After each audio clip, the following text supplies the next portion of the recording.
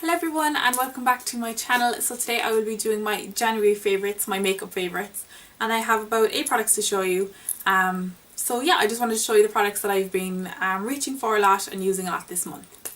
So the first product I'm showing you, I don't actually have the proper packaging because I got it as a sample in, was it a Marie Claire magazine? Some magazine. And it was actually quite a generous sample. So I depotted it into this little pot and I've used a bit of it, and it is the Garnier Miracle Blur primer. And at the time I actually hadn't heard a lot about it. I'd seen it on ads and in magazines and stuff, and I never really thought to buy it. And then I tried out the sample and I was really impressed. I found it very similar to my go-to, my favourite primer, which is Benefit's Professional Primer. It has that kind of silicone-y, really smooth silky feel, and it fills in all the pores and fine lines really well to help the foundation go on really smoothly. So I was really impressed with that, especially as like a lower end or a drugstore product. And the foundation I've been loving this month is my Kat Von D Lock It Tattoo foundation, particularly because my skin just has not been in the greatest shape the last few months.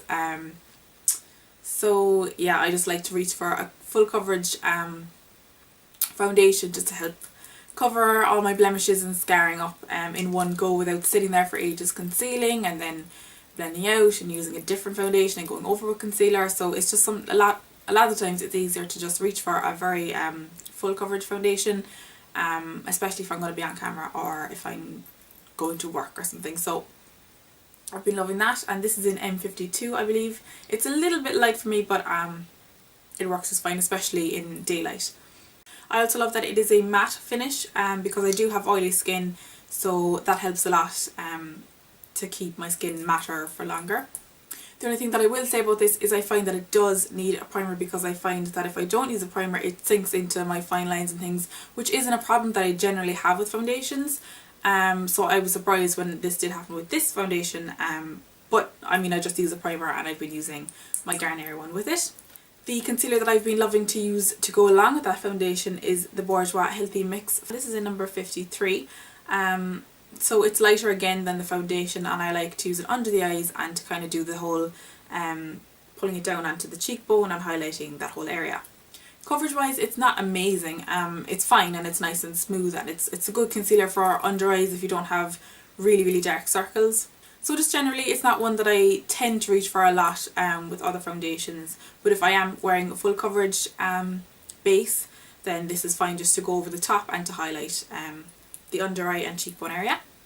Then to set all that in place, I have been loving my MAC Studio Fix powder, which is a new product for me. I've heard so much about it over the years, I just never picked one up, I don't know why.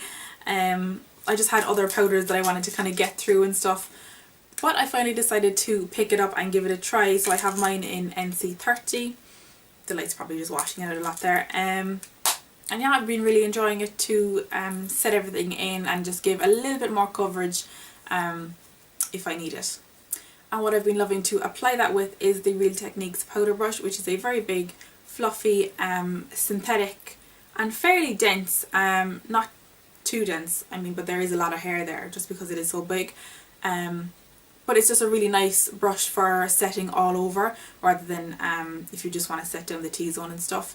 But I like to set all over just because I do have oily skin, and yeah, I've just been reaching for this an awful lot. Then as like a bronzer, I have a product that I've used for quite a while, but especially in the last month I've been using my Sleek Suede Effect Pressed Powder in number 2. So it is a face powder, but it's just a bit darker than my skin tone, so I like to use it as a subtle product to warm up my skin just around the perimeter of my face. So for that I wouldn't use something as big as this. I would use a powder brush more like this, that's a bit flatter and it's a bit smaller. So I can use just kind of the tip of it to get in right up to my hairline, under the cheekbones, and use the body of it then to just help blend it out. For lips, I have been loving my 17 lip crayon, and it's in the colour, oh what colour is it in? Diva maybe or something? I'll have it listed on my blog anyway. But it's like, it looks a lot darker than it goes on there.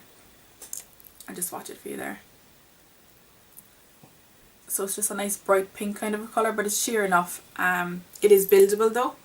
And I love a lip product that is in a crayon form, because it's so great if you're in a hurry or on the go, because you can get that precision by just drawing it on and then filling it in, but you get it just a nice wash of colour, or a good intense colour depending on how much you build it.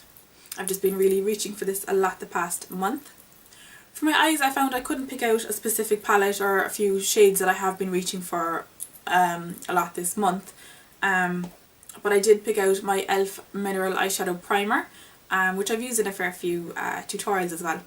Because I think this month I just haven't been doing a whole lot of intense, dark or colourful looks where I really want to make sure that I don't get any creasing or fading. I've been doing, I think, just more neutrals, some lighter eyeshadows, things like what I have on today. So when I do those looks, I don't reach for my Urban Decay Primer Potion, which is my all-time favourite primer.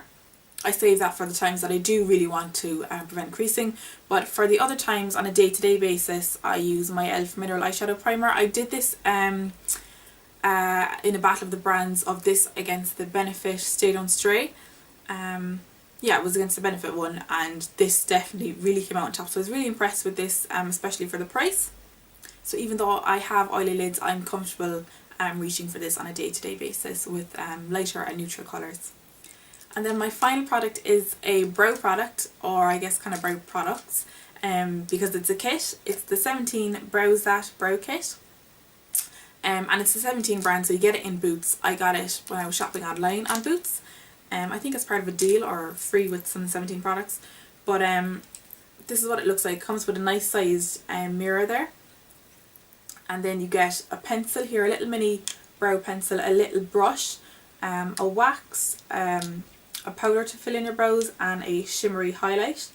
So it's a very handy kit to have. You kind of everything you need to do your brows, unless you're maybe a concealer girl who likes to go around the brows with a concealer. But I've been enjoying it a lot. I tend to use on a day-to-day basis, I tend to use just the pencil and a little bit of the powder to fill in. I haven't used the highlights so much just because I just haven't been using any frosty or shimmery highlights that much, and I use the wax then every now and then as well. And the brush is fine. It's actually not an angled brush, which I was surprised about, but it's almost like a teeny tiny little lip brush, but it's thin enough that you know, you can use the tip and it works just fine.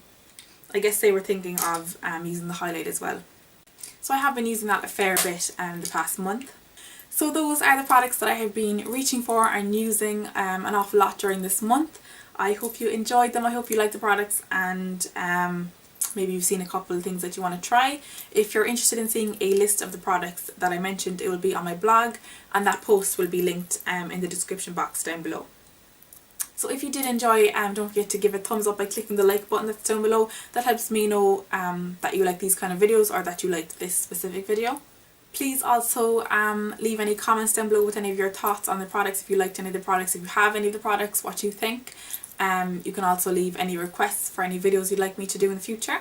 So that includes tags, reviews, makeup looks, tutorials. And of course subscribe if you haven't. It would mean so much. You just click the little subscribe button that's down below, or I'll have a link in the description box. And that will mean that you can keep up to date with my videos. What else? I'll also have my social media links linked down below if you want to find me anywhere on Facebook, Twitter or Instagram. And finally, you can also follow my blog, realmofmakeup.blogspot.com, and that's a great addition to subscribing, or it's a good alternative to subscribing as well, because you'll be notified of any new blog posts, and I put a blog post up of every video that I do. So if there's a tutorial, you'll get the blog post with the video in it, you'll get the full list of products used, and you'll get extra pictures of the finished look. And for things like this, you'll get the full list of products used as well. So it's very handy to follow that and get everything in one place. I also do extra blog posts that I don't do videos for. I haven't done so much up to now, but I've been planning a few more. I want to do kind of like a regular Sunday blog post that is just a blog post, that isn't something to go along with the video. So those are all the extra little bits I need to tell you about. Yeah, thank you so much for watching. I really do appreciate it. I hope you liked it, and I'll see you in a later video. Bye!